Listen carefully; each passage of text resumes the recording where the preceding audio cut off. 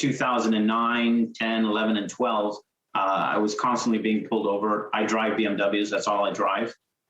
So for some reason, I guess, they don't think that a black man can, be successful and drive a BMW. The Red Coalition, an advocacy group with the mandate of eliminating the practice of racial profiling and systemic racism in Canada, are asking the Minister of Public Safety Canada, through e-petition, to enact a legislation to prohibit racial profiling by law enforcement. There are countless police officers out there. They're doing a fabulous job. They're great people. They serve the community. They're of the community. They're for the community. But then, unfortunately, we do have instances where it's not the same.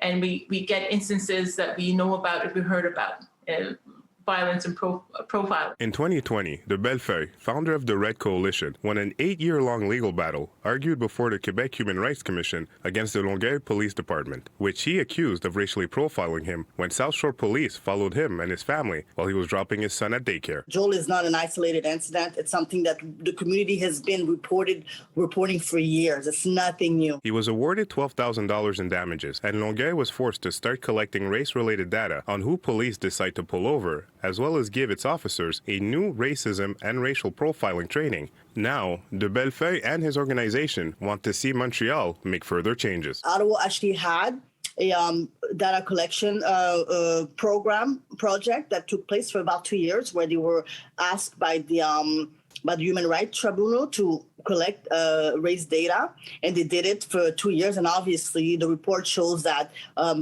Black people get stopped 4 times more than any other groups. So we're hoping that decision by the Human Rights Tribunal will kind of give a spiral effect to all the provinces straight across Canada, together with our collective, petition asking, to, the Minister of Public Safety to enact the contents of our petition straight across the board. The e-petition, which closes on August 26th, requires 500 signatures to be considered by government. It is asking for legislation that prohibits racial profiling by law enforcement and requires law enforcement agencies to confirm it has established and maintained adequate policies and procedures in order to qualify for funding from the Minister of Public Safety. You're going to get funding, right?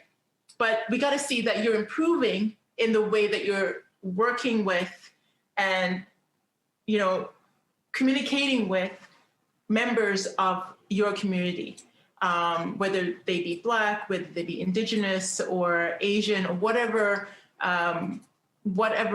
background. In Montreal, Sacha Obas, City News.